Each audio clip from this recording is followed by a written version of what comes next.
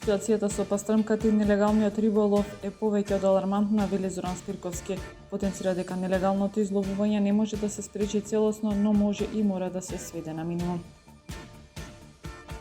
За повеќе од двојно зголемен бројот на дуалните паралелки за упис во новата учебна година во средните училишта, информира заменик министерот за образование. Утре отворен ден во Гостителското училиште Ванчо Петошевски во периодот од 10 до 15 часот и во Електромашинскиот училишен центар Свети Наум Охридски.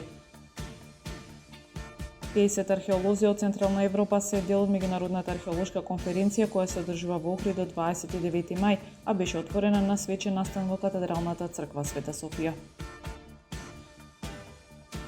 Локален форум улогата на жените предприемачи во развојот на туризмот утре ќе се одржи во Охрид. Форумот е во рамки на проектот Националната платформа за женско претприемништво. Времето утре сончево и топло со температура од 14 до 30 степени. Следете една минута вести на Охрид Ньюс.